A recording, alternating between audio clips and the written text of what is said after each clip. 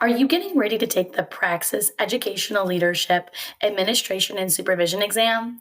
That's test code 5412. If that's what you're looking for, you're in the right spot. My name is Bettina, 5-year high school English teacher and test prep expert at study.com. Today, we are going to walk through the subtopic of ethical leadership. We'll be walking you through a set of practice problems and helping you to find the best solution to help prepare you for your exam. All right, let's get started. Problem number 1 states, a school has numerous students who are part of a low-income community and have limited access to technology at home.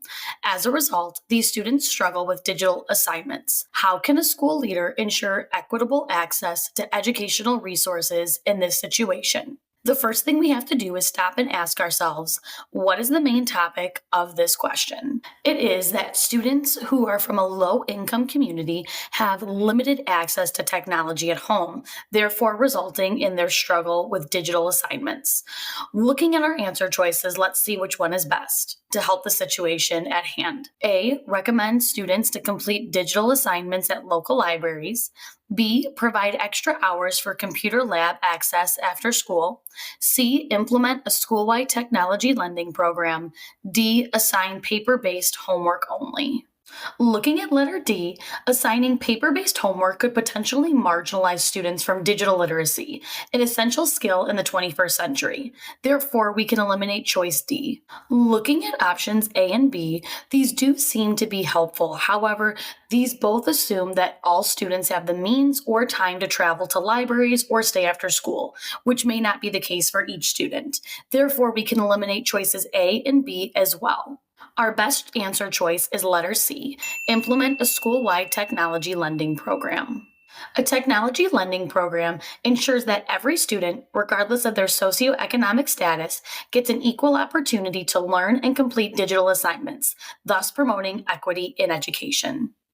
Problem number 2 reads, a teacher has been consistently performing well and showing leadership potential.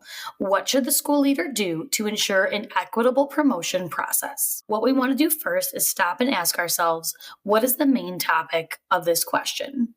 It is that a teacher has been doing very well and showing the potential to be a leader. And we want to make sure what kind of equal promotion process are we implementing as the school leader. Let's take a look at our options. A, promote the teacher based on their personal relationship. B, announce a promotion opportunity and encourage eligible candidates to apply. C, promote the teacher immediately. D, offer the teacher a promotion without considering other candidates. The word we want to focus on in the problem is equitable or equal. In looking at letters C and D, this does not provide an equal opportunity. By just promoting that one teacher immediately, we may pass up on better candidates, as well as by not considering other candidates like letter D, we may be missing out on a good leader. So we can eliminate C and D.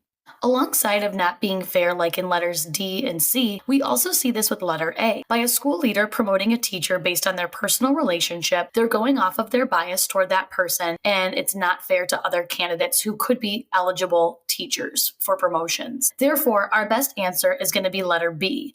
Announce a promotion opportunity and encourage eligible candidates to apply. This ensures that all qualified candidates have a chance to be considered. It promotes transparency and fairness in the promotion process, rather than making decisions based on personal relationships or without considering other potential candidates. Problem number 3 states, as the principal of a diverse school, you observe that minority students are underrepresented in the school's gifted program.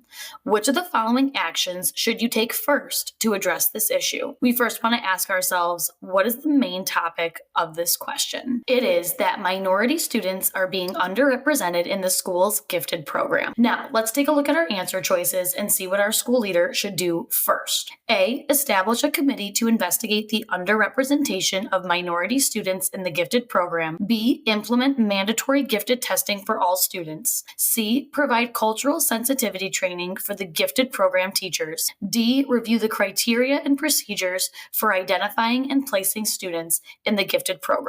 Looking at letter choice B, not all students may fit the gifted program criteria. Therefore, we can eliminate B as a mandatory testing session is not necessary for all students, just for those that qualify.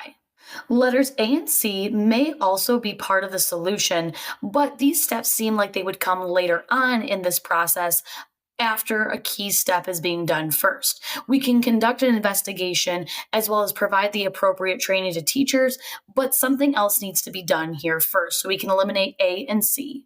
Letter D, review the criteria and procedures for identifying and placing students in the gifted program is our best answer choice.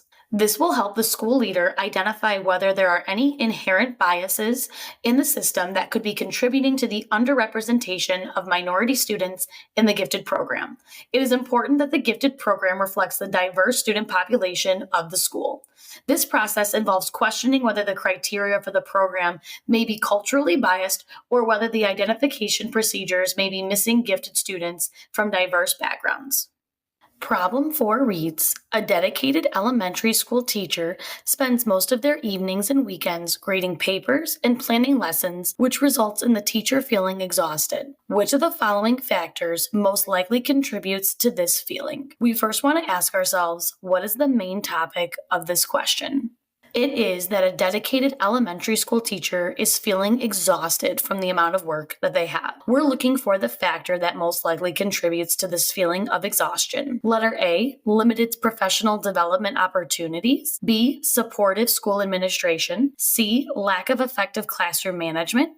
D, paperwork overload. In looking what would contribute to their exhaustion, we can rule out letter B, as with having a supportive school administration would actually help us to feel less exhausted and feel better overall. So we can eliminate choice B. On a similar note, letter A, limited professional development opportunities, would not provide feelings of exhaustion. In fact, it would probably be the exact opposite of the teacher feeling less exhausted with fewer opportunities to attend, participate in, and enjoy. So we can eliminate letter A as well. Looking at option C, we could also rule this one out of lack of effective classroom management, as classroom management and the idea of grading an enormous amount of work like papers and planning lessons do not have a direct correlation to one another. Therefore, D, paperwork overload, is our best answer choice. Grading papers and planning lessons are essential aspects of a teacher's job, but they can become overwhelming,